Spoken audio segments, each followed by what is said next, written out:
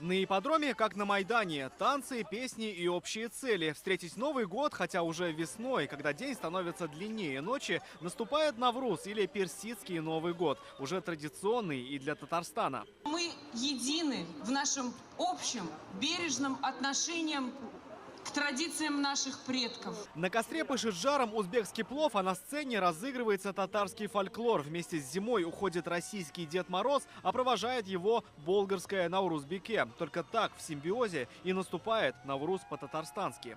И такой колорит он в каждой детали. Угощаться так лавашем или пловом, а танцевать так под баян, на гору или карнай.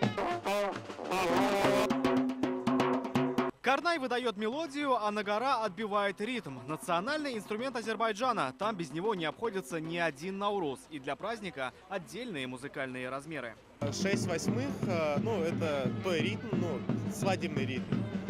Также, лезгинка у нас играет. Под национальные мотивы национальные обычаи. Вот кто сегодня на коне, так это Артур и Настя. На Наврузе они узбекская пара.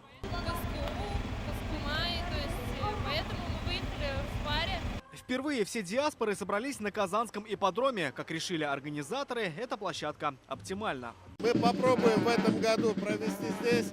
И если все получится, то на следующий год планируем иконные скачки и борьбу на этой площадке. Туда немножко тяжеловато добираться, но зато очень просторно и отлично праздник проходит. В госпрограмму Татарстана Навруз включили в 2014-м. Сегодня он празднуется наравне с Сабантуем и Масленицей. Только восточных оттенков чуточку больше.